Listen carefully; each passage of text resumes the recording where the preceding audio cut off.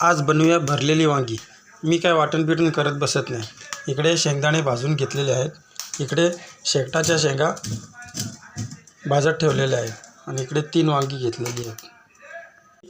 शेकटाच्या शेंगा भाजून झालेल्या आहेत, ह्या थंड करत ठेवूया आणि नंतर त्यातला आतला गर काढून घेऊया। अशा प्रकारे चमच्याच्या साहाय्याने शेंगाच्या आतला गर काढून घेऊया सगळ्या। हे वांग्यात भरणारं सारण तयार केलं जात आहे। हे शेंगदाण्याचं कूट करून घेतलेले आहे, शेंगदाणे भाजून त्याच्यामध्ये आपण शेकटाच्या शेंगांचा गर काढून घेतलेला आहे, तो मिक्स करूया।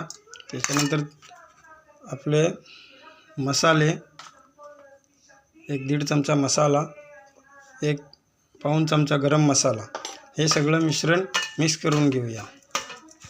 बिन पाणी टाकता चांगलं मिक्स करून घेतलेलं आहे। मीठ टाकून घेऊया। वांगी भरून घेऊया।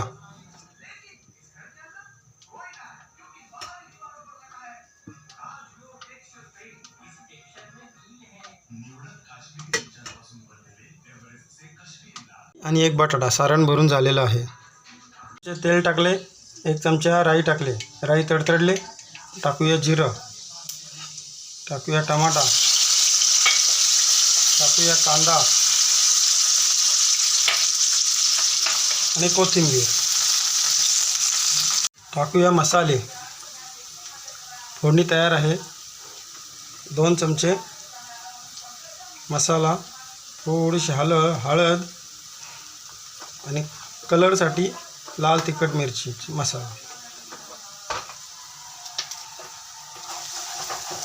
फोडणी दिलेली ते मिक्सरला लावून घेतलेलं ते टाकून घेऊया।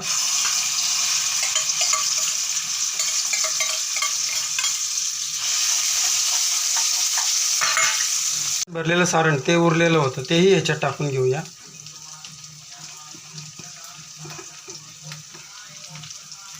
टाकूया पाणी, गरमच टाकूया थोडंसं।